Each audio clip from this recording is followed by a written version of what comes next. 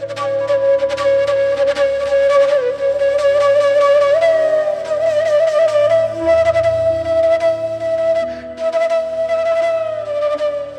ശാന്തി.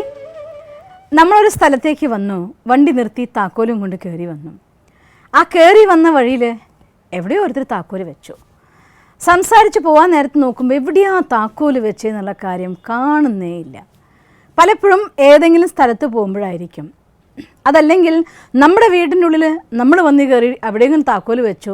പിറ്റേ ദിവസം പോകാൻ നേരത്ത് നോക്കുമ്പോൾ എൻ്റെ വണ്ടിയുടെ താക്കോൽ എവിടെയാണെന്ന് നോക്കി തപ്പിക്കളിക്കുന്ന അവസ്ഥ. താക്കോല് മാത്രമല്ല, പലതും പേഴ്സ് എവിടെ വെച്ചു എന്ന് കാണുന്നില്ല, കണ്ണാട എവിടെ വെച്ചു എന്ന് കാണുന്നില്ല, താക്കോൽ എവിടെ വെച്ചു എന്ന് കാണുന്നില്ല. ഇങ്ങനെ പല സാധനങ്ങളും നമ്മൾ കൊണ്ടുവച്ചിട്ട് അത് വെക്കുന്ന സ്ഥലങ്ങളൊക്കെ തന്നെയായിരിക്കും അവർ പക്ഷേ വെച്ചിട്ടുണ്ടായിരിക്കുക. എന്നിരുന്നാലും അത് കാണാതെ തപ്പി മടുക്കുന്ന അവസ്ഥ പലർക്കും അനുഭവിക്കാറുണ്ട്. റൂമിലേക്ക് എന്തോ കാര്യം എടുക്കാൻ വേണ്ടി വന്നു, പക്ഷേ റൂമിൽ വന്നപ്പോൾ എന്താ എടുക്കാമെന്നുള്ള കാര്യം മറന്നുപോയി. ഒരു കാര്യം പറയണമെന്ന് വിചാരിച്ച് ഫോൺ ചെയ്തു, ആ കാര്യം പറയാൻ മറന്നിട്ട് സംസാരിച്ച് ഫോൺ വെച്ചു. ഇങ്ങനെ പലപ്പോഴും പല രീതിയിലും നമ്മൾ ചെയ്യേണ്ട കാര്യത്തിന് നമുക്ക് ഓർത്തെടുക്കാൻ സാധിക്കുന്നില്ല എങ്കിൽ അതിനെ പറയുന്ന പേരാണ് ബ്രെയിൻ ഫോഗ് എന്ന് പറയുന്നത്. അതായത് നമ്മുടെ തലച്ചോറിൻ്റെ ഉള്ളിൽ ഒരു മൂടൽ മഞ്ഞൾ വന്നിരിക്കുന്നു എന്നർത്ഥം. അതിൻ്റെ കാരണം എന്താണെന്നറിയോ? ഇന്നത്തെ ജീവിത രീതിയിൽ ഒരു മിനിറ്റ് പോലും മനസ്സിനെ ഫ്രീ ആക്കാൻ സാധിക്കുന്നേ ഇല്ല.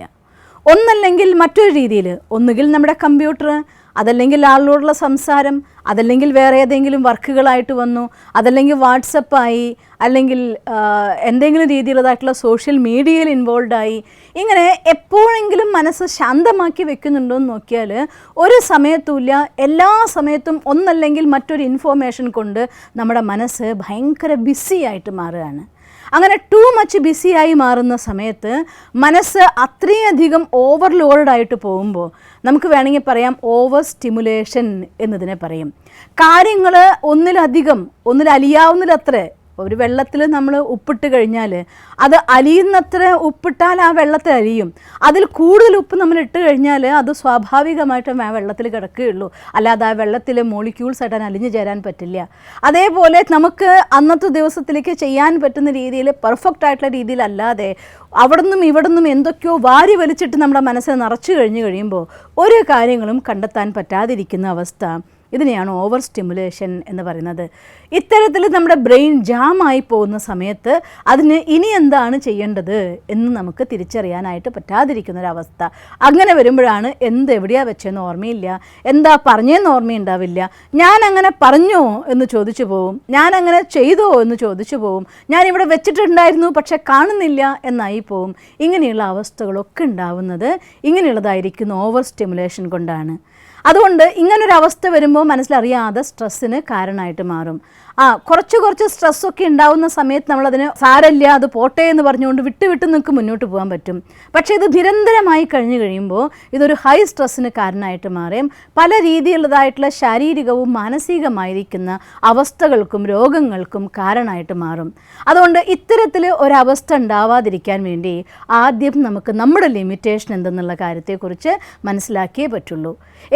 ഏതെങ്കിലും രീതിയിൽ ഇങ്ങനെ നിരന്തരമായി മാറുന്ന സമയത്ത് കോഗ്നിറ്റീവ് ഇഷ്യൂസ് എന്ന് പറയും. ഒരുപാട് കാര്യങ്ങൾ എന്ന് വെച്ചാൽ നിങ്ങൾക്ക് പ്രോപ്പറായിട്ട് ഒരു കാര്യത്തിൽ നമ്മൾ ശ്രദ്ധിച്ച് ആ കാര്യം കാണുകയും കേൾക്കുകയും ചെയ്യുമ്പോൾ നിങ്ങൾ നേരത്തെ ഒരു 15 മിനിറ്റ് സമയം നന്നായി നിങ്ങൾക്ക് കോൺസെൻട്രേറ്റ് ചെയ്യാൻ സാധിച്ചിരുന്നുവെങ്കിൽ ഇങ്ങനൊരവസ്ഥ കടന്നു പോകുമ്പോൾ ഒരു 5 മിനിറ്റ് കഴിയുമ്പോഴേക്കും മനസ്സ് അവിടെ നിന്ന് മാറിപ്പോകാൻ തുടങ്ങും.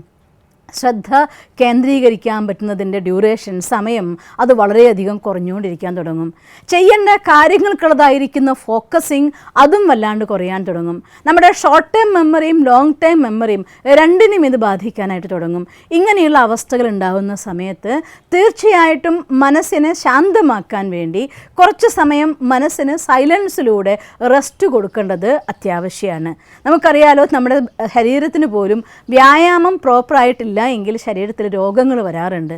അതുപോലെ മനസ്സിന് പ്രോപ്പറായിരിക്കുന്ന വ്യായാമം കൊടുത്തില്ല എങ്കിൽ മനസ്സിലും അത് രോഗങ്ങളായിട്ട് മാറും. അത് ഉപയോഗിക്കുന്ന ഇൻസ്ട്രുമെൻ്റ് ആയിരിക്കുന്ന ബ്രെയിനിനെ ബാധിക്കാൻ തുടങ്ങും. അതിൻ്റെ എല്ലാ കപ്പാസിറ്റിയും അത് പതുക്കെ അതിന് യൂസ് ആവാതിരിക്കുന്ന അവസ്ഥയാവും, അല്ലെങ്കിൽ അത് ജാം ആവുന്ന അവസ്ഥ വരും. അങ്ങനെ വരുമ്പോൾ കാര്യങ്ങളെ വേണ്ട രീതിയിൽ നിങ്ങൾക്ക് പെർഫോം ചെയ്യാൻ സാധിക്കാത്ത അവസ്ഥ വരും. അതുകൊണ്ട് അങ്ങനെ അവസ്ഥ വരാതിരിക്കാൻ വേണ്ടി ദിവസവും കുറച്ച് സമയം നമ്പർ 1 ഇതിനുള്ളതായിരിക്കുന്ന മെഡിസിൻ എന്ന് പറയുന്നത് മെഡിറ്റേഷൻ തന്നെയാണ്. നിങ്ങളുടെ മനസ്സിൽ ഒരൊറ്റ സങ്കല്പത്തിൽ, അതല്ലെങ്കിൽ ഏതെങ്കിലും ഒരു ഗുണത്തിൽ, ഒരു ശക്തിയിൽ ഈശ്വരനുമായിട്ടുള്ള ഡീപ്പ് എക്സ്പീരിയൻസ്, ഒരു 15 മിനിറ്റ് സമയം ആ ഡീപ്പ് എക്സ്പീരിയൻസിലേക്ക് നിങ്ങൾക്ക് പോകാൻ സാധിച്ചാൽ മണിക്കൂറുകളോളം മനസ്സ് പെർഫെക്റ്റായിട്ട് വർക്ക് ചെയ്യാനുള്ള ആ ഒരു സൈലൻസും ആ ഒരു എനർജിയും അതിന് റിസീവ് ചെയ്യാനായിട്ട് സാധിക്കും. അതുകൊണ്ട് ഏറ്റവും നല്ല മെത്തേഡ് മെഡിറ്റേഷൻ തന്നെയാണ്. രണ്ടാമത്തെ മെത്തേഡ് എന്ന് പറയുന്നത് ഒന്നുകിൽ മെഡിറ്റേഷൻ, അതല്ലാന്നുണ്ടെങ്കിൽ മൈൻഡിനെ റിലാക്സ് ചെയ്യുന്ന രീതിയിൽ കുറേ കളികളുണ്ട്. അതിലേതെങ്കിലും കളികൾ. ഒരു കാര്യം ഞാൻ പ്രത്യേകിച്ച് പറയുകയാണ്, മനസ്സിനെ റിലാക്സ് ചെയ്യാൻ വേണ്ടി വീണ്ടും നിങ്ങൾ ഏതെങ്കിലും സിനിമ കാണാനോ അല്ലെങ്കിൽ അത്തരത്തിലുള്ള എൻ്റർടൈൻമെൻറ്റ് കാണാനോ നിങ്ങൾ പോയേക്കരുത്. അവിടെ മനസ്സ് റിലാക്സ് ചെയ്യല്ല ചെയ്യുക. Again waste and negative thoughts with sound, അതിൻ്റെ പിക്ചർ, അതിൻ്റെ ഫീലിങ്സ് എല്ലാം സഹിതം നമ്മുടെ ഉള്ളിലേക്ക് നിറയ്ക്കുകയും അത് മനസ്സിനെ കുറേയും കൂടെ എൻഗേജ്ഡ് ആക്കി മാറ്റുകയുള്ളൂ. അതുകൊണ്ട് ബാഹ്യലോകത്തെ ഒരു സാധനത്തിൻ്റെയും ശബ്ദം കേൾക്കാതെ ആന്തരികമായിരിക്കുന്ന ശബ്ദം മാത്രം കേൾക്കുന്ന രീതിയിൽ, അഥവാ മൈൻഡിനെ റിലാക്സ് ചെയ്യുന്ന രീതിയിലതായിട്ടുള്ള കൊച്ചു കൊച്ചു ഗെയിമുകൾ എന്തെങ്കിലും ഇൻവോൾവ് ആവുക. അതല്ലാന്നുണ്ടെങ്കിൽ ഏറ്റവും ബെസ്റ്റ് മെത്തേഡ് എന്ന് പറയുന്നത് ഈ ലോകത്ത് തന്നെ സ്വിച്ച് ഓഫ് ചെയ്തുകൊണ്ട്, മെഡിറ്റേഷൻ എന്ന് വെച്ചാൽ അർത്ഥം മറ്റൊരു രീതിയിൽ ഈ ലോകത്തിലെ എല്ലാ മെമ്മറീസിലും നമ്മൾ സ്വിച്ച് ഓഫ് ചെയ്തുകൊണ്ട് നമ്മുടെ അകത്തേക്കുള്ളതായിരിക്കുന്ന യാത്രയാണ്. അകത്തെ ലോകത്ത് ആ ശാന്തിയുടെ അനുഭൂതിയിൽ കുറച്ച് സമയം സുഖമായിട്ടിരിക്കുമ്പോൾ മണിക്കൂറുകളോളം ഉറങ്ങിയ പോലെ നിങ്ങൾ ഫ്രഷായി തീരുകയും മനസ്സതിൻ്റെ പൂർണ്ണമായിരിക്കുന്ന ഊർജ്ജത്തെ അതിനുള്ളിലേക്ക് ആവാഹിക്കുകയും ചെയ്യും. അതിലൂടെ ഇത്തരം ഇഷ്യൂസ് നമുക്കൊരു ലിമിറ്റ് വരെ ഇല്ലാതാക്കാനായിട്ട് സാധിക്കും. ഇത്തരം ഇഷ്യൂസ് ഉണ്ടാവുന്നത് ഇങ്ങനെയുള്ളതായിരിക്കുന്ന ഓവറായിട്ടുള്ള സബ് കോൺഷ്യസ് മൈൻഡ് ഓവർലോഡ് ആവുകയാണ്. അതിന് നമ്മൾ പറയും കോഗ്നിറ്റീവ് ഇഷ്യൂസ് എന്ന് പറയും. പിന്നെ സബ് കോൺഷ്യസ് മൈൻഡിന് വേറൊരു പ്രോബ്ലം സംഭവിക്കുക എപ്പോഴാണെന്ന് വെച്ചാൽ, നമ്മുടെ കുറച്ച് കഴിഞ്ഞിട്ട് ചെയ്യാം. ഒരു കാര്യം നമുക്ക് ചെയ്യണം എന്ന് നമ്മൾ അറിയുന്നു, അല്ലെങ്കിൽ ഒരു കാര്യം നമ്മുടെ ഒരാൾ ചെയ്യാനായിട്ട് ആവശ്യപ്പെടുന്നു. ആ കാര്യം ചെയ്യാമെന്ന് നിങ്ങൾ തീരുമാനിക്കുന്നതോടെ സബ് കോൺഷ്യസ് മൈൻഡിൻ്റെ ഉള്ളിൽ അത് ചെയ്യാം എന്നവിടെ അത് രജിസ്റ്റർ ചെയ്ത് കഴിഞ്ഞു. അത് കഴിഞ്ഞ ശേഷം നമ്മൾ ആ കാര്യത്തെ മാറ്റി വയ്ക്കുമ്പോൾ, ഇപ്പല്ല കുറച്ച് കഴിഞ്ഞിട്ട് ചെയ്യാം എന്ന് നിങ്ങൾ മാറ്റി വയ്ക്കുന്ന സമയത്ത് സ്വാഭാവികമായിട്ടും സബ് കോൺഷ്യസ് മൈൻഡിൻ്റെ ഉള്ളിൽ അതിനെ സംബന്ധിച്ചിടത്തോളം ഇവിടെ നിങ്ങൾ ചെയ്യാം എന്ന് കമ്മിറ്റ് ചെയ്ത ആ മൊമെൻറ്റിൽ ആ കാര്യം ചെയ്യാനായിട്ട് സബ് കോൺഷ്യസ് മൈൻഡ് റെഡിയായി കഴിഞ്ഞു, അത് രജിസ്റ്റർ ചെയ്ത് കഴിഞ്ഞു. പക്ഷേ കോൺഷ്യസ് മൈൻഡ് കുറച്ച് കഴിയട്ടെ എന്ന് പറയുമ്പോൾ കുറച്ച് കഴിഞ്ഞ് ചെയ്യാനുള്ളതായിട്ടുള്ള വിദ്യ സബ് കോൺഷ്യസ് മൈൻഡിന് അറിഞ്ഞുകൂടാ. അതുകൊണ്ട് അത് ഡിസ്റ്റർബ്ഡ് ആവാൻ തുടങ്ങും. അത് ഡിസ്റ്റർബ്ഡ് ആവുമ്പോൾ സ്വാഭാവികമായിട്ടും നിങ്ങളുടെ ഉള്ളിൽ ഫോക്കസിങ്ങിൻ്റെ പവർ കുറയും. അപ്പോൾ അതിനെ ഇപ്പോൾ ചെയ്യണോ പിന്നെ ചെയ്യണോ എന്നതിനറിയില്ല. അതുകൊണ്ട് അത് ചെയ്യേണ്ട കാര്യങ്ങൾ മറന്നു പോകും.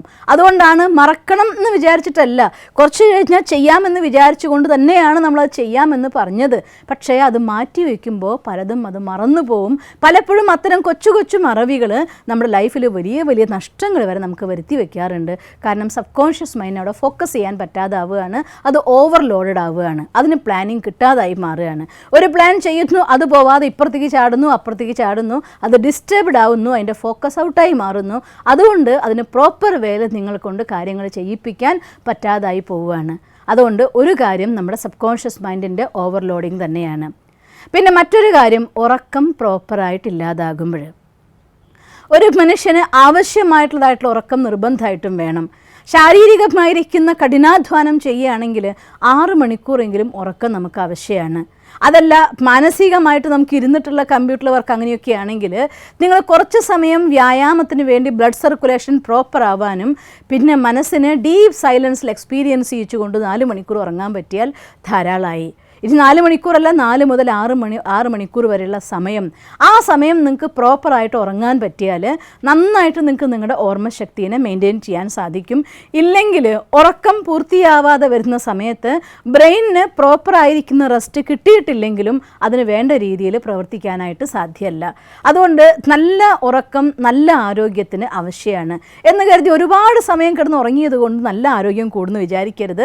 അത് നമ്മുടെ ശരീരത്തിൻ്റെയും മനസ്സിൻ്റെയും ഊർജ്ജത്തെ നഷ്ടപ്പെടുത്തുകയുള്ളൂ. അതുകൊണ്ട് 4 മുതൽ 6 വരെയുള്ളതായിരിക്കുന്ന മണിക്കൂർ സമയം നിങ്ങൾക്ക് പ്രോപ്പറായിരിക്കുന്ന സമയം സെലക്ട് ചെയ്ത് നമ്മുടെ മനസ്സിനെ ശാന്തമാക്കി അതിനെ ക്ലീൻ ആക്കിക്കൊണ്ട് വെയ്റ്റ്ലെസ് ആക്കി ഒരു 4 മണിക്കൂർ ഉറങ്ങുമ്പോൾ തന്നെ നന്നായി കിട്ടും. പക്ഷേ കണ്ടീഷൻ, നിങ്ങൾ അഥവാ ശാരീരികമായിരിക്കുന്ന അധ്വാനം ചെയ്യുന്നില്ല എങ്കിൽ തീർച്ചയായിട്ടും ശരീരത്തിലെ ബ്ലഡ് സർക്കുലേഷൻ പ്രോപ്പർ വേയിൽ വരണം.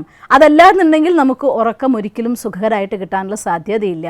അതുകൊണ്ട് ഒരു 20 മിനിറ്റെങ്കിലും സമയം ഏതെങ്കിലും രീതിയിലുള്ളതായിട്ടുള്ള യോഗാസനങ്ങളോ നടക്കാൻ പോയിട്ടോ ഓടിയിട്ടോ അല്ലെങ്കിൽ ജിമ്മ് പോയിട്ടോ ഏത് രീതിയാണെങ്കിലും ഒരു 20 മിനിറ്റ്സ് എങ്കിലും എക്സസൈസിന് വേണ്ടി മാറ്റിവെച്ച് സർക്കുലേഷൻ പ്രോപ്പറാക്കണം. അപ്പോഴാണ് നിങ്ങൾക്ക് പ്രോപ്പറായിരിക്കുന്ന ഉറക്കം കിട്ടുന്നത്. പ്രോപ്പറായിരിക്കുന്ന ഉറക്കം നിങ്ങൾക്ക് കിട്ടിയെങ്കിൽ നിങ്ങളുടെ ഓർമ്മശക്തിയും പ്രോപ്പറായിട്ട് പ്രവർത്തിക്കാനായിട്ട് തുടങ്ങും. അതുകൊണ്ട് അതും ഒരു കാര്യമാണ്. പിന്നെ ഒരു കാര്യം മിസ്സിംഗ് ന്യൂട്രീഷനാണ്.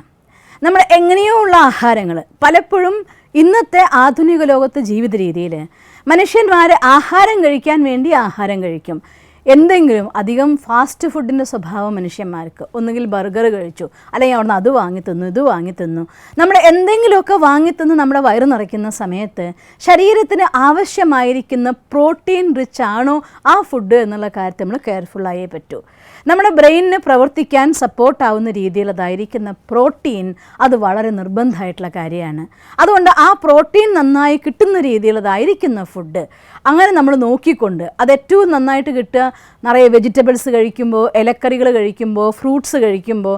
അതുകൊണ്ട് ഞാൻ കേട്ടിട്ടുണ്ട്, നാവിന് ഇഷ്ടപ്പെടുന്ന സാധനം ആരോഗ്യത്തിന് ഇഷ്ടപ്പെട്ടോളന്നില്ല, ആരോഗ്യത്തിന് ഇഷ്ടപ്പെടുന്ന സാധനം നാവിന് ഇഷ്ടപ്പെട്ടോളന്നില്ല എന്ന്.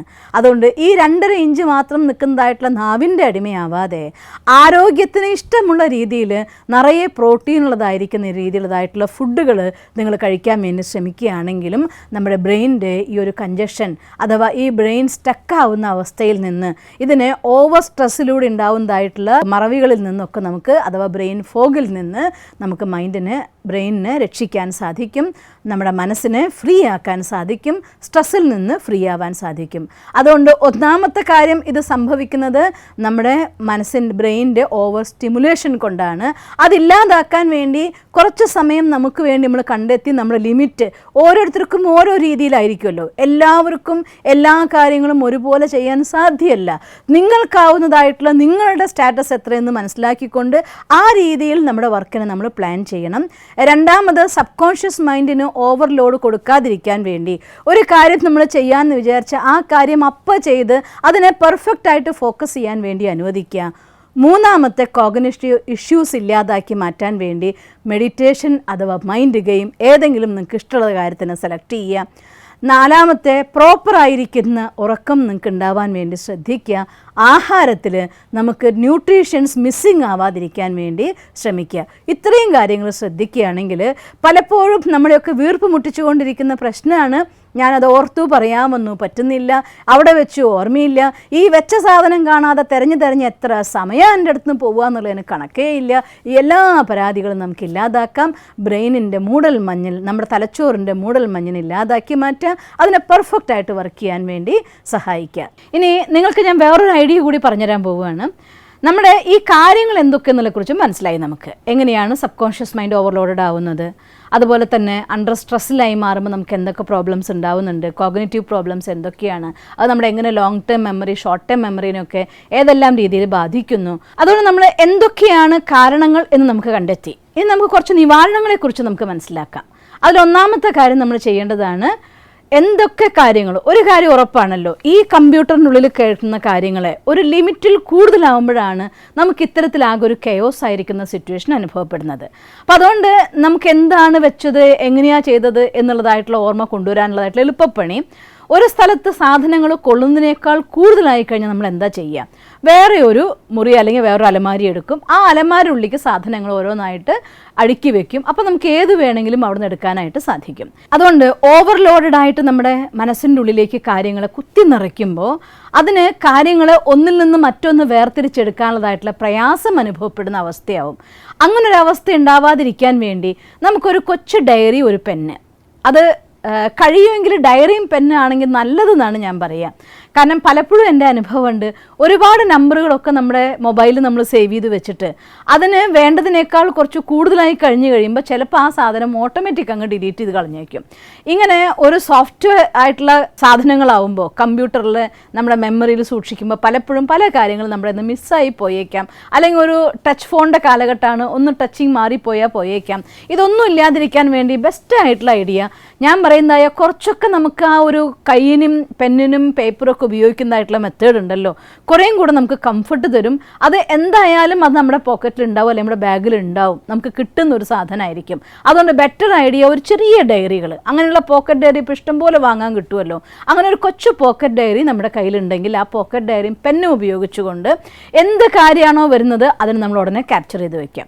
ഫോർ എക്സാമ്പിൾ പറയുകയാണെങ്കിൽ ഇപ്പോൾ പലപ്പോഴും നമ്മളൊരു കാര്യം ഒരാളോട് സംസാരിച്ചുകൊണ്ടിരിക്കുമ്പോഴായിരിക്കും ഓർമ്മ വരുന്നത്, നമ്മൾ നേരത്തെ കൊണ്ടുവരാൻ മറന്നുപോയ, എടുക്കണമെന്ന് വിചാരിച്ച് എടുക്കാൻ വിട്ടുപോയൊരു കാര്യം, ചെയ്യണമെന്ന് വിചാരിച്ച് ചെയ്യാൻ വിട്ടുപോയൊരു കാര്യം, അല്ലെങ്കിൽ പറയണമെന്ന് വിചാരിച്ച് പറയാൻ വിട്ടുപോയൊരു കാര്യം, ഇങ്ങനെ പലതും ഒരു കാര്യം ചെയ്തുകൊണ്ടിരിക്കുമ്പോൾ നമുക്ക് ഓർമ്മ വരും. പലപ്പോഴും ഉണ്ടാകുന്ന അവസ്ഥ ആ സമയത്ത് അത് ഓർമ്മ വന്നിട്ടുണ്ടാവും, അയ്യോ ഞാൻ ഇത് വിട്ടുപോയി മറന്നുപോയി നമുക്ക് തോന്നുകയും ചെയ്യും. പക്ഷേ ആ കാര്യം പിന്നെ നിവൃത്തി ഉണ്ടാവില്ല, നമ്മൾ സംസാരിക്കുകയായിരിക്കും അല്ലെങ്കിൽ ഒരു കാര്യം ചെയ്യുകയായിരിക്കും, അത് വിട്ടുപോകാനുള്ളതായിട്ടുള്ള ഓപ്ഷൻ ഉണ്ടാവില്ല. പക്ഷേ ആ കാര്യം കഴിഞ്ഞിട്ട് പിന്നെ വീണ്ടും അത് ഓർക്കണം നമ്മൾ വിചാരിക്കും, പക്ഷേ ആ കാര്യം കഴിഞ്ഞതോടെ ഈ ഓർമ്മ നമ്മുടെ നിന്ന് പോവുകയും ചെയ്യും. നിങ്ങൾക്കുണ്ടായിരിക്കുമല്ലോ പലപ്പോഴും ഇത്തരത്തിലായിട്ടുള്ള അനുഭവങ്ങൾ.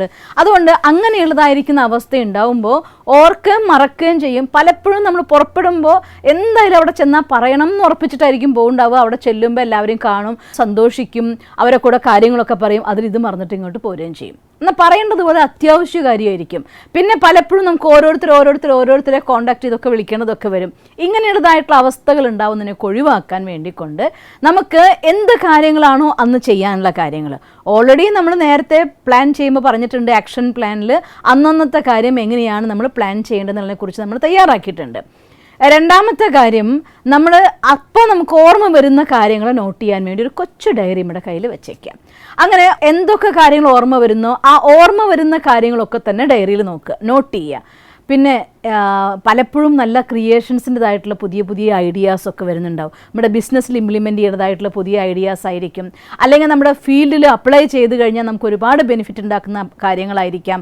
ഒരാളെ നമ്മുടെ കൂടെ ജോയിൻ ചെയ്യിക്കുന്നതിനെ കുറിച്ചായിരിക്കാം, ഒരാളോട് നമ്മുടെ ഐഡിയ ഷെയർ ചെയ്യുന്നതിനെ കുറിച്ചായിരിക്കാം. ഇതൊക്കെ നമ്മുടെ ഫേമിനെ ഡെവലപ്പ് ചെയ്യാൻ വേണ്ടി ആ ഒരാളുടെ സപ്പോർട്ട് ആ സമയത്ത് നമ്മൾ ഓർത്ത സമയത്ത് പറഞ്ഞ് നോട്ട് ചെയ്ത് വെച്ച് പിന്നെ അവരോട് പറഞ്ഞിട്ടുണ്ടെങ്കിൽ ഒരു പക്ഷേ നമ്മുടെ പകുതി വർക്കിലോട് കുറയുന്ന കാര്യങ്ങൾ വരെ ഉണ്ടാവും. പക്ഷേ പറയാമെന്ന് വിചാരിക്കുകയും പറയാൻ മറക്കുകയും ചെയ്യുന്നത് കൊണ്ട് തന്നെ പലപ്പോഴും ആ കാര്യം ഡബിൾ ലോഡായിട്ട് നമ്മുടെ തലയിൽ വരാറുണ്ട്. ഇങ്ങനെ നമ്മുടെ മുന്നോട്ടുള്ള യാത്രയിൽ ഒരുപാട് പ്രശ്നങ്ങൾ ഈ ഓർമ്മക്കുറവ് കൊണ്ട് നമുക്ക് സംഭവിക്കും. അപ്പോൾ ഒരു കാര്യം നമ്മൾ ചെയ്തേക്കുക, എപ്പോഴാണോ ഓർമ്മ വരുന്നത് അപ്പോഴൊക്കെ ആ കാര്യങ്ങളെ ക്യാപ്ചർ ചെയ്യുക എന്ന് വെച്ചാൽ എന്താ അർത്ഥം, ഒരു ചെറിയ ഡയറിയിൽ ഒന്ന് നോട്ട് ചെയ്ത് വെച്ചേക്കുക. ഇപ്പോൾ ഞാൻ ചെയ്തുകൊണ്ടിരിക്കുമ്പോൾ ഓർമ്മ വരുന്ന കാര്യം നോട്ട് ചെയ്തതോടുകൂടി 2 ബെനിഫിറ്റ്സ് ആണ്. ഒന്ന്, ആ കാര്യം ഓർമ്മ വരുന്നതോടുകൂടി നമ്മുടെ മനസ്സ് ചെയ്തുകൊണ്ടിരിക്കുന്ന കാര്യത്തിലെ കോൺസെൻട്രേഷൻ അവിടെ കട്ടാവും, പകുതി കട്ടാവും. 50% അവിടെ ഉണ്ടാവും, 50% ഈ കാര്യം പറയണമെന്ന് വിചാരിക്കും. പക്ഷേ ആ കാര്യത്തിൽ പൂർണ്ണ ഇൻവോൾവ്മെൻറ്റ് വേണം എന്നുള്ള കാര്യമാണെങ്കിൽ സ്വാഭാവികമായിട്ട് അത്രയും സമയം നമ്മുടെ കോൺസെൻട്രേഷൻ കുറച്ച ശേഷം വീണ്ടും നിങ്ങൾ മുഴുകുന്നതോടുകൂടി ഈ കാര്യം അങ്ങ് മറന്നു പോവുകയും ചെയ്യും. അതേസമയം ഒരു ഡയറിയും പെന്നും എപ്പോഴും നമ്മുടെ കയ്യിലുണ്ടെങ്കിൽ ആ കാര്യം ഓർമ്മ വന്നത് ജസ്റ്റ് ഒന്ന് കുറിച്ച് വെച്ചിട്ട്, അങ്ങനെ കുറിച്ച് വെച്ച് കഴിയുന്നതോടെ മനസ്സ് കാമായി, ഞാൻ ഇനി അത് മറക്കില്ലല്ലോ, മനസ്സ് കാമാവുകയും ചെയ്തു. വിത്ത് ഫുൾ കോൺസെൻട്രേഷൻ നമുക്ക് വർക്ക് ചെയ്യാൻ സാധിക്കുകയും ചെയ്യും. അത് കഴിഞ്ഞാൽ ആ പേപ്പർ ഒന്ന് എടുത്ത് നോക്കിക്കഴിഞ്ഞാൽ നമുക്കത് മറക്കാതെ ആ കാര്യത്തിന് നമുക്ക് ചെയ്യുകയും ചെയ്യാം. അതുകൊണ്ട് നമ്മുടെ ബ്രെയിനിൻ്റെ അഥവാ നമ്മുടെ മനസ്സിൻ്റെ ലോഡ് കുറയ്ക്കാൻ വേണ്ടിക്കൊണ്ട് ഒരു ചെറിയ ഡയറിയും പെന്നും ഉപയോഗിക്കുക എന്നുള്ളത് വളരെ നല്ല സ്വഭാവമാണ്. ഈ ഡയറി എഴുത്തുന്നുള്ളത് പലപ്പോഴും നിങ്ങളെ വലിയ കലാകാരന്മാരെ വരെ ആക്കി വയ്ക്കാം.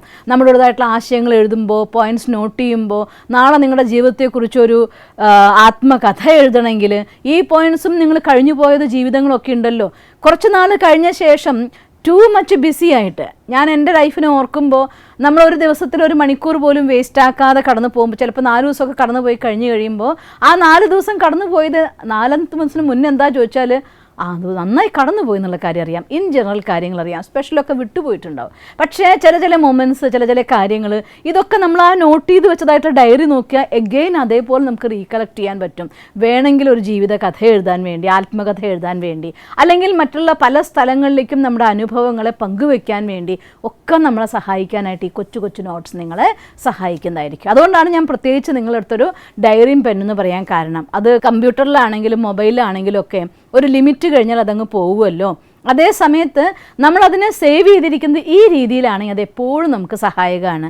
മാത്രമല്ല രാത്രിയിൽ നമുക്കൊന്ന് നോക്കാൻ, ഇന്ന് എന്തൊക്കെ കാര്യങ്ങൾ ചെയ്ത് തീർക്കേണ്ടതുണ്ടായിരുന്നു, അതൊക്കെ ചെയ്ത് തീർത്തിട്ടുണ്ടോ എന്ന് നമ്മളൊന്ന് ചെക്ക് ചെയ്യുന്ന സമയത്ത് ഇന്നത്തെ ദിവസം ഞാൻ എങ്ങനെ സ്പെൻഡ് ചെയ്തു എന്ന് ഓർക്കുമ്പോൾ അതിനുള്ളതായിട്ടുള്ള സപ്പോർട്ടും നമുക്കത് കിട്ടും. നമ്മളെ പരിശോധിക്കാനും, നമ്മളെ പരിശോധിച്ച ശേഷം ചെയ്യേണ്ടാത്ത കാര്യങ്ങൾ എന്തെങ്കിലും ചെയ്തിട്ടുണ്ടെങ്കിൽ അതിന് നമുക്കൊരു സൊല്യൂഷൻ കാണാനും, അഥവാ ചെയ്യേണ്ട കാര്യങ്ങൾ എന്തെങ്കിലും ചെയ്തിട്ടില്ല എങ്കിൽ അതിനെ പിറ്റേ ദിവസം പ്ലാനിൽ ഇൻക്ലൂഡ് ചെയ്യാനൊക്കെ നമ്മളെ സഹായിക്കുന്നൊരു സാധനമാണ് ഒരു ചെറിയ നോട്ട് ബുക്ക്, ഒരു ചെറിയ ഡയറി നിങ്ങളുടെ ബാഗിലോ പോക്കറ്റിലോ സൂക്ഷിക്കുക. അതിൽ നമുക്ക് ഓർമ്മ വരുന്ന സമയത്തുള്ള കാര്യങ്ങളൊക്കെ ക്യാപ്ചർ ചെയ്യുക. അന്നത്തെ ടു ഡു ലിസ്റ്റുകളെല്ലാം അതിൽ കൊച്ചായിട്ട് ജസ്റ്റ് പോയിന്റ്സ് ആയിട്ട് നോട്ട് ചെയ്ത് വെക്കുക. ഇതൊക്കെ നിങ്ങൾ ചെയ്യാൻ തുടങ്ങിക്കഴിഞ്ഞാൽ നമുക്ക് ഞാൻ മറക്കൂ എന്നൊരു വിചാരം ഒരു മനുഷ്യൻ്റെ മനസ്സിൽ വരുമ്പോൾ തന്നെ മറക്കാനുള്ള സാധ്യത കൂടുതലാണ്. നമുക്കറിയാമല്ലോ, നമ്മൾ ലോ ഓഫ് അട്രാക്ഷനെ കുറിച്ചൊക്കെ മനസ്സിലാക്കുന്ന ആളുകളല്ലേ. അപ്പം മറക്കൂ എന്നുള്ള വിചാരം വരുമ്പോൾ ഉള്ളിനുള്ളിൽ എവിടെയോ ഒരു ഭയം വരും, ഞാൻ മറന്നേക്കാം. ആ മറന്നേക്കാം എന്നുള്ള കാര്യം തന്നെ നമ്മളെ കൊണ്ട് മറപ്പിക്കുകയും ചെയ്യും. അതേസമയം നമ്മുടെ കയ്യിൽ ഒരു ടു ഡു ലിസ്റ്റ് ഉണ്ടെങ്കിൽ ഞാൻ മറക്കില്ല എന്നുള്ളതായിട്ടുള്ള കോൺഫിഡൻസ് എനിക്ക് പലപ്പോഴും അതും അനുഭവമായിട്ടുണ്ട്. മറക്കാതിരിക്കാൻ വേണ്ടി കാര്യങ്ങൾ എഴുതി സൂക്ഷിച്ചിട്ടുണ്ടെങ്കിൽ മറക്കുകയില്ല. അതേസമയം തന്നെ പലപ്പോഴും നമ്മളത് ഓർത്തോളാം എന്ന് വിചാരിച്ച് എഴുതി വെച്ചിട്ട് പല കാര്യം മറന്നു പോയേക്കാം. കാരണം എന്തുകൊണ്ടാണെന്ന് വെച്ചാൽ അത് ഓർത്തോളാം എന്ന് പറയുമ്പോഴും ഉള്ളിൽ എനിക്കതാവില്ലേ എന്നതായിട്ടൊരു സംശയം ഉള്ളിലുണ്ടെങ്കിൽ മറക്കുകയും ചെയ്തേക്കാം. അതുകൊണ്ട് നമ്മുടെ ബ്രെയിനിനെ ഫ്രീ ആക്കുക, മൈൻഡിനെ ഫ്രീ ആക്കുക, ഉപയോഗിക്കാവുന്ന സാധനങ്ങളുടെ സപ്പോർട്ട് എടുക്കുക. അതുകൊണ്ട് ഒരു കൊച്ചു ഡയറി കയ്യിൽ വെക്കുക. ടൂ മച്ച് ബിസിയാണോ നിർബന്ധമായിട്ടും ഡയറി കയ്യിൽ വെച്ചിട്ടുണ്ടായിരിക്കണം. ഇല്ലെങ്കിൽ നമ്മൾ നേരത്തെ പറഞ്ഞ പോലെതായിരിക്കുന്ന ആ സബ് കോൺഷ്യസ് മൈൻഡിൻ്റെ ഓവർലോഡാവും, നമ്മുടെ കോഗ്നിറ്റീവ് ഇഷ്യൂസ് കൂടുകയും ചെയ്യും. നിങ്ങൾക്ക് മറവിയുടെ പ്രശ്നങ്ങളെല്ലാം നമുക്ക് കൂടും. പ്രത്യേകിച്ചും ഷോർട്ട് ടേം മെമ്മറി നമുക്ക് പിന്നെയും കീപ്പ് ചെയ്യാൻ പറ്റും, പക്ഷേ ലോങ് ടേം മെമ്മറി എന്ന് പറയുന്നത് നിങ്ങൾക്ക് വല്ലാത്ത കഷ്ടമായിട്ട് മാറും. അങ്ങനെയുള്ള അവസ്ഥകൾ പലതും ഉണ്ടായിരിക്കും. നമ്മളിപ്പോൾ എങ്ങനെയും വിചാരിക്കും കുട്ടിക്കാലത്തെ കാര്യങ്ങളൊക്കെ എനിക്ക് ഓർത്തെടുക്കാൻ പറ്റുന്നുണ്ട്, പക്ഷേ ഈ അടുത്ത ഇടയുള്ളതായിരുന്നു റീസെൻറ്റ് പാസ്റ്റ് ഓർക്കാൻ നോക്കിയാൽ സാധിക്കുന്നില്ല. കാരണം എന്തുകൊണ്ടാണെന്ന് വെച്ചാൽ ഈ ഓവർലോഡ് കൊണ്ടാണ്. അതുകൊണ്ട് നിർബന്ധമായിട്ടും ഈ ഒരു ടെക്നിക്, ക്യാപ്ചറിങ് എന്ന ടെക്നിക് നിങ്ങൾ ഉപയോഗിക്കണം. പിന്നെ മറ്റൊന്ന് കലണ്ടർ.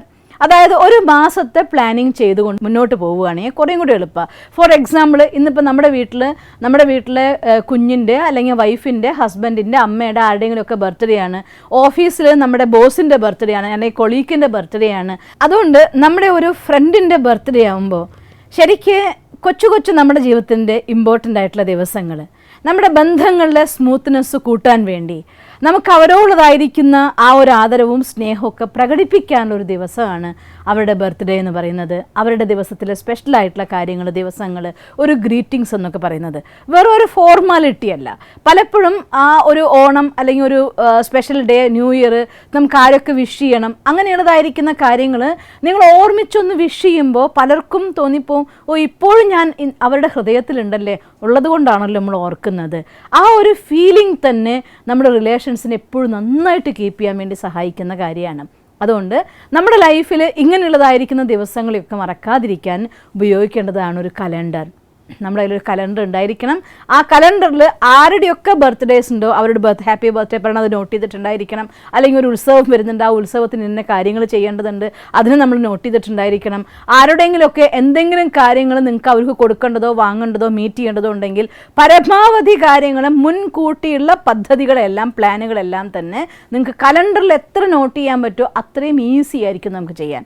അതുകൊണ്ട് മന്ത്ലി പ്ലാനിങ് എന്ന് പറഞ്ഞിട്ടുള്ള, ഇപ്പോൾ പിന്നെ മന്ത്ലി പ്ലാനർ നമുക്ക് വാങ്ങാനും കിട്ടും. ഒന്നുകിൽ മന്ത്ലി പ്ലാനറിൻ്റെ സപ്പോർട്ടിൽ, അതല്ലെങ്കിൽ നമ്മുടെ കലണ്ടർ, ഇപ്പോൾ വലിയ ലെറ്റർ ആയിട്ടുള്ള കോളംസ് അല്ലേ നമുക്ക് കിട്ടുക, അതിൻ്റെ നോട്ട് ചെയ്യാൻ അത്ര റിസ്ക് ഒന്നുമല്ല.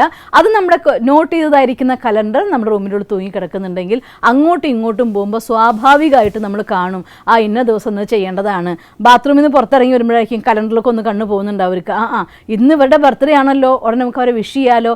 ഇങ്ങനെയുള്ള രീതിയിലുള്ളതായിരിക്കുന്ന സ്മൃതി നമുക്ക് വരും. ചെയ്യേണ്ട കാര്യങ്ങൾ, ഇമ്പോർട്ടൻ്റ് ആയിട്ടുള്ളത് ഏതൊക്കെ കലണ്ടർ കലണ്ടറിൽ നമുക്ക് നോട്ട് ചെയ്യാൻ പറ്റും ആ കാര്യങ്ങൾ കലണ്ടറിൽ നോട്ട് ചെയ്യുകയാണെങ്കിൽ അത് കുറേയും കൂടി നിങ്ങൾക്ക് കാര്യങ്ങൾ ഓർത്തെടുത്ത് ചെയ്യാൻ വേണ്ടി നിങ്ങളെ സഹായിക്കും. പിന്നെ മൂന്നാമത്തെ കാര്യം കോൺസെൻട്രേറ്റ്.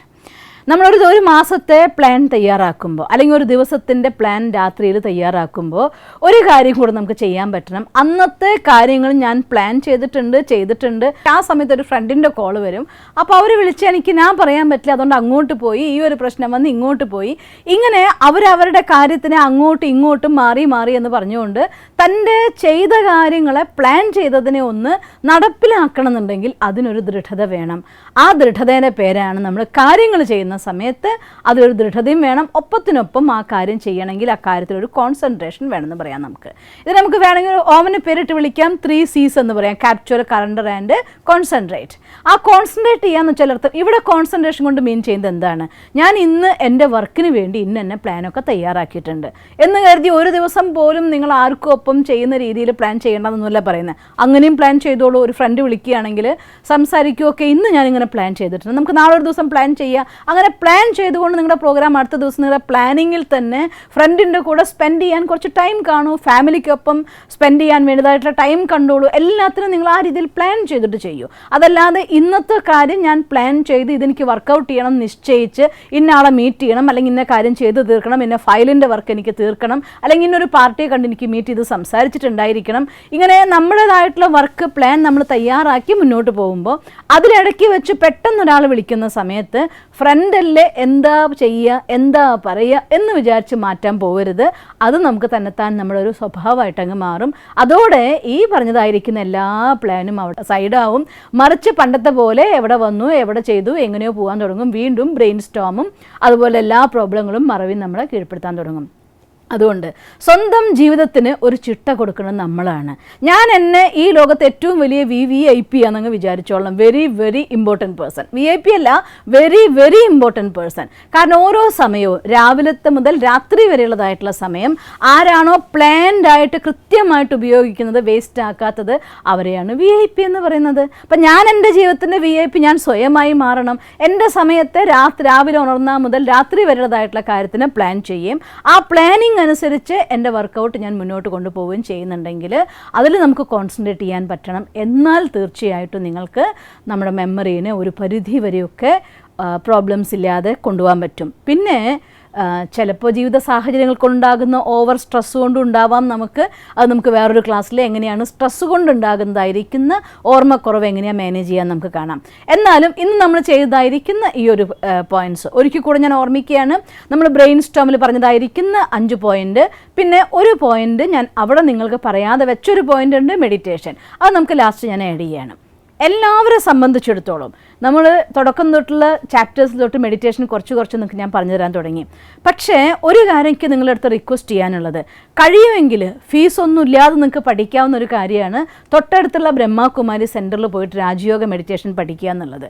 അതിൽ നമുക്ക് മെഡിറ്റേഷൻ ചെയ്യാൻ പഠിച്ചാൽ അരമണിക്കൂർ സമയം നല്ല കോൺസെൻട്രേറ്റ് ചെയ്ത് നിങ്ങൾക്ക് മെഡിറ്റേഷൻ ചെയ്യാൻ പറ്റിയാൽ പിന്നെ ഏറ്റവും ബെനിഫിറ്റ് ആയിട്ടുള്ള കാര്യം, നമ്മൾ ചെയ്തതായിട്ടുള്ള പ്ലാനിങ്ങിലൂടെ മുന്നോട്ട് പോകുമ്പോൾ അഥവാ ആരെങ്കിലും നിങ്ങളെ വിളിച്ചാൽ തന്നെ നമ്മൾ ഇമോഷണലി വീക്കായിട്ട് അവരല്ലേ പറഞ്ഞ് എന്താ പറയുക ഇങ്ങനത്തെ വിചാരങ്ങളൊന്നും വരില്ല. നമ്മുടെ ഇൻഡ്യൂഷൻ പ്രവർത്തിക്കും. എപ്പോഴും നമ്മളോട് പറയും ഇതാണ് ഇപ്പോൾ പോകേണ്ട വഴി, നാളെ നമുക്കൊരു പ്ലാൻ ചെയ്യൂ, ഇങ്ങനെ ചെയ്യൂ എന്ന് നമ്മുടെ ഉള്ളിൽ നിന്ന് നമ്മളോട് പറയാൻ വേണ്ടി നമ്മുടെ ബുദ്ധി, നമ്മുടെ മനസ്സ് എല്ലാം സക്ഷമമായിട്ട് മാറും. അത് ശക്തിശാലിയായിട്ട് മാറും. അതിന് വേണ്ട തീരുമാനം എടുക്കാനും വേണ്ടാത്ത കാര്യം പറ്റില്ലാത്ത കാര്യം പറ്റില്ല എന്ന് പറയാനും പറ്റുന്ന കാര്യം യെസ് പറയാനും. ഞാൻ ഒരു പോയിന്റും കൂടെ ആഡ് ചെയ്യട്ടെ. നിങ്ങൾക്ക് എപ്പോൾ നോ പറഞ്ഞേ പറ്റുന്നുള്ള സിറ്റുവേഷൻ ഉണ്ടോ അവിടെ നോ പറഞ്ഞിരിക്കണം. അല്ലെങ്കിൽ ആ സന്ദർഭത്തിൽ പറയുന്ന യെസ് നിങ്ങൾ ഒരുപാട് കാലത്തേക്ക് സ്ട്രെസ്സിൽ വലിച്ചു കൊണ്ടുപോകും. അതുകൊണ്ട് വേണ്ടിടത്ത് നോ പറയണം എന്നുള്ള കാര്യം അത്യാവശ്യമാണ്. അല്ലെങ്കിൽ നിങ്ങളുടെ കാര്യം തുറന്ന് പറയാനുള്ളതായിരിക്കുന്ന ശക്തി വേണം. അത് നമ്മുടെ സ്ട്രെസ്സിനെ മാനേജ് ചെയ്യും, നമ്മുടെ ഓർമ്മശക്തി കുറയാതിരിക്കാൻ സഹായിക്കുകയും ചെയ്യും. അതുകൊണ്ട് ഇന്ന് നമുക്ക് നമ്മുടെ മെമ്മറി പവറിനെ കൂട്ടാൻ അഥവാ ഓർമ്മശക്തിനെ ഡെവലപ്പ് ചെയ്യാൻ വേണ്ടതായിട്ടുള്ള മെഡിറ്റേഷൻ്റെ ഒരു ചെറിയ പോർഷൻ പ്രാക്ടീസ് ചെയ്തുകൊണ്ട് നമുക്ക് ഇന്നത്തെ ക്ലാസ് നിർത്താം. ഓം ശാന്തി.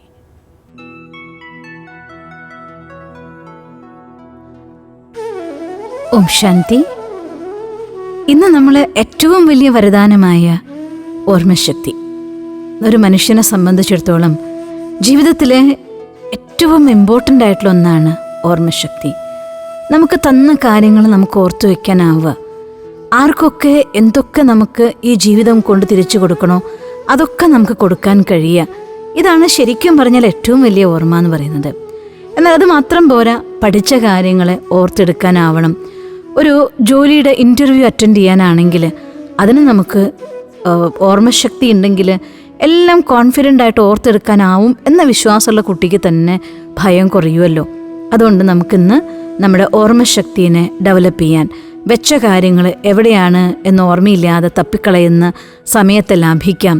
എൻ്റെ മരുന്ന് ഏതാണ്, കഴിച്ചോ കഴിച്ചില്ലേ എന്ന് ഓർമ്മയില്ലാതെ വിഷമിക്കുന്ന നമ്മുടെ അമ്മമാരുടെ ആ ഒരു വിഷമത്തെ ഇല്ലാതാക്കാൻ, താക്കോല് കാണാനില്ല, കാറിൻ്റെ ചാവി എവിടെ വെച്ചോന്നറിയില്ല, കണ്ണട എവിടെ വെച്ചോന്നറിയില്ല, മൊബൈൽ എവിടെ വെച്ചോന്നറിയില്ല, ഇങ്ങനെ ഓർമ്മശക്തി കൊണ്ടുണ്ടാകുന്ന എല്ലാ പ്രശ്നങ്ങളും ഇല്ലാതാക്കാനുള്ള ബ്യൂട്ടിഫുൾ ഡേ ഈ മെഡിറ്റേഷൻ നമ്മളിന്ന് പ്രാക്ടീസ് ചെയ്യുകയാണ്. അതുകൊണ്ട് നമ്മുടെ മെഡിറ്റേഷൻ ടൈം ആരംഭിച്ചു. എല്ലാവരും ഒന്നുകിൽ താഴെ വിരിപ്പിൽ, അതല്ലാന്നുണ്ടെങ്കിൽ നിങ്ങളുടെ കസേരയിൽ നട്ടിൽ നിവർന്നിരിക്കണം. പതിവ് പോലെ നമ്മുടെ ധ്യാനമുറിയിൽ ഒരിക്കൽ കൂടെ ഉറപ്പ് വരുത്തുക, മൊബൈലോ കമ്പ്യൂട്ടറോ മറ്റ് ശബ്ദങ്ങളോ നമ്മുടെ ശ്രദ്ധയെ ആകർഷിക്കില്ല എന്നുള്ള ഉറപ്പ് വരുത്തിയേക്കണം. കസേരയിൽ റിലാക്സ്ഡ് ആയിട്ടിരുന്നാലും ശ്രദ്ധയെ കാലിൻ്റെ പെരുവിരൽ മുതൽ പതുക്കെ പതുക്കെ കാലുകളിലൂടെ അരവരെ ഷോൾഡർ വരെയുള്ള ഭാഗം, നമ്മുടെ ഷോൾഡർ കൈവിരലുകളുടെ അറ്റം വരെ,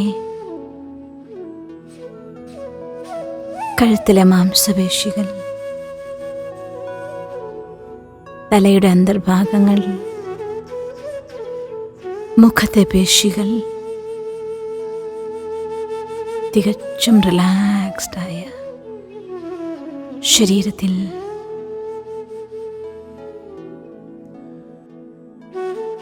പൂർണ്ണമായ ശ്രദ്ധയോടെ ശ്വാസഗതിയെ നോക്കിയാലും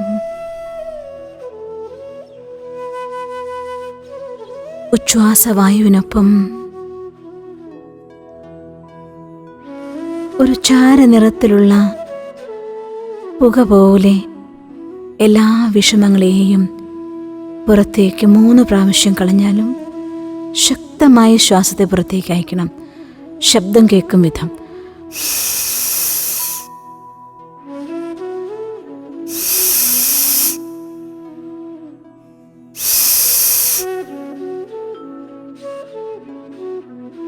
റിലാക്സ്. വയലറ്റ് നിറത്തിലുള്ള സുന്ദരമായ പ്രകാശകിരണങ്ങൾ അന്തരീക്ഷത്തിൽ നിന്നൊഴുകി വന്ന് നിങ്ങളെ പൊതിയുന്നതായി സങ്കല്പിച്ചാലും ശ്വാസത്തിലൂടെ ശീതളമായ ആ വയലറ്റ് കിരണങ്ങളെ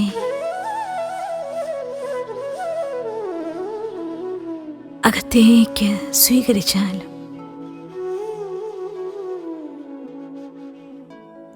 ഈ പ്രകാശകിരണങ്ങൾ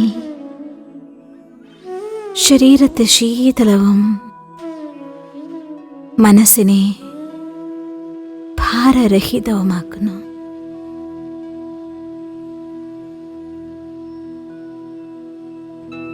പതിയെ പതിയെ വായുവിനൊപ്പം സഞ്ചരിച്ച്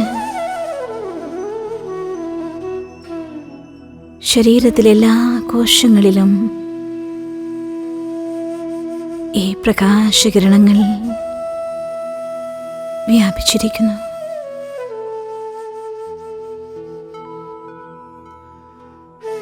തികച്ചും ഭാരരഹിതമായ പ്രകാശ ശരീരം പോലെ എനിക്കനുഭവമാകുന്നു.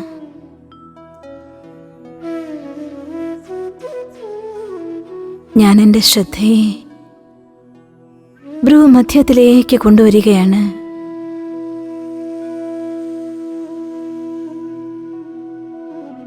സചേതന ശക്തിയായ ഈ ശരീരത്തിൻ്റെ അധികാരിയായ ഞാൻ ഒരു വയലറ്റ് നക്ഷത്രമായി വളരെ ബ്യൂട്ടിഫുള്ളായി പ്രകാശകിരണങ്ങൾ പൊഴിച്ചുകൊണ്ട് ഭാരരഹിതമായ ഒരവസ്ഥയെ അനുഭവം ചെയ്യുന്നു.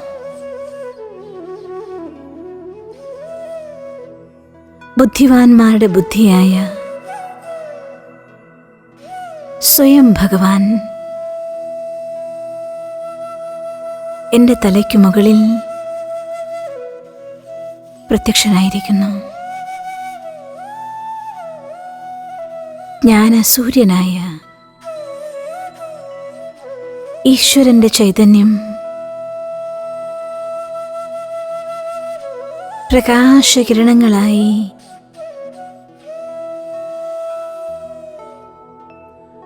എന്നിൽ നിറയുകയാണ്.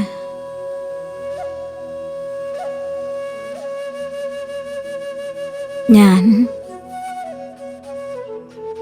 ബുദ്ധിമാനാണ്.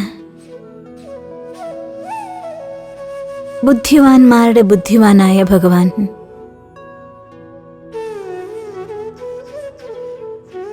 അച്ഛൻ്റെ അവകാശത്തോടെ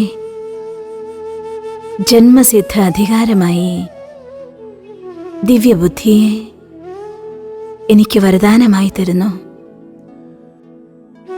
ഞാൻ ബുദ്ധിമാനാണ്. എനിക്ക് നല്ല ഓർമ്മശക്തിയുണ്ട്. എൻ്റെ മനസ്സിൻ്റെ അറകളിൽ ഓരോ കാര്യങ്ങളെയും യഥാവിധം ഞാൻ അടുക്കി വച്ചിട്ടുണ്ട്. ഏതൊരു ഫയലും യഥേഷ്ടം തുറന്നു നോക്കാൻ എനിക്കാകും. ഞാൻ അത്യധികം ബുദ്ധിശാലിയാണ്. നിങ്ങളുടെ 2 കൈകളും കൂട്ടിത്തിരുമ്മിയാലും കൈയിൻ്റെ ഉള്ളം കൈ തലയിൽ വെച്ചുകൊണ്ട് മനസ്സിലേറ്റു പറഞ്ഞാലും ഞാൻ ബുദ്ധിമാനാണ്. എനിക്ക് നല്ല ഓർമ്മശക്തിയുണ്ട്. എൻ്റെ മനസ്സിൻ്റെ ഫയലുകളിൽ എല്ലാം വളരെ കൃത്യമായി അടുക്കപ്പെട്ടതാണ്. ഞാൻ ബുദ്ധിമാനാണ്. ഏതു കാര്യവും ഓർത്തുവെക്കാനും ഓർത്തെടുക്കാനുമുള്ള ശക്തി എനിക്കുണ്ട്. വീണ്ടും കൈകളെ താഴ്ത്തി വെച്ചാലും ഒരിക്കൽ കൂടി ബുദ്ധിമാന്മാരുടെ ബുദ്ധിയായ ജ്ഞാനസാഗരനായ ഭഗവാന്റെ കിരണങ്ങളെ സ്വീകരിച്ചാലും ഞാൻ ബുദ്ധിമാനാണ്. എനിക്ക് എത്ര കാര്യങ്ങൾ വേണമെങ്കിലും ഓർത്തെടുക്കാനുള്ള ശക്തിയുണ്ട്. ലോകത്തിലെ എല്ലാ കമ്പ്യൂട്ടറിനേക്കാൾ ശക്തിയുള്ള കമ്പ്യൂട്ടറാണ് എൻ്റെ തലച്ചോറ്. ഞാനതിനെ വിധിപൂർവം ഉപയോഗിക്കുക തന്നെ ചെയ്യും. ഞാൻ ബുദ്ധിമാനാണ്. എനിക്ക് നല്ല ഓർമ്മശക്തിയുണ്ട്. ഞാൻ ജ്ഞാനസാഗരനാൽ അനുഗ്രഹിക്കപ്പെട്ട വ്യക്തിത്വമാണ്. ഞാൻ ബുദ്ധിമാനാണ്. എനിക്ക് നല്ല ഓർമ്മശക്തിയുണ്ട്. എത്ര ബുക്കുകൾ വേണമെങ്കിലും എൻ്റെ സ്മൃതി പദങ്ങളിൽ എനിക്ക് സൂക്ഷിക്കാനാകും. ഞാൻ ബുദ്ധിശാലിയാണ്. വേണ്ടാത്തതിനെ മറക്കാനും വേണ്ടതിനെ ഓർക്കാനുമുള്ള ശക്തി എനിക്കുണ്ട്. ഞാൻ ബുദ്ധിശക്തിയെ അനുഗ്രഹമായി നേടിയ ഈശ്വരന്റെ അനുഗ്രഹമാർജിച്ച അതീവ അനുഗ്രഹീതനായ വ്യക്തിയാണ് ഞാൻ. ഓർമ്മശക്തിയുള്ളവനാണ്, ബുദ്ധിവാനാണ്, ദിവ്യബുദ്ധിയുടെ വരദാനം കിട്ടിയവനാണ് ഞാൻ. ബുദ്ധിമാനാണ്, എനിക്കെന്തിനേയും ഓർക്കാനുള്ള ശക്തിയുണ്ട്.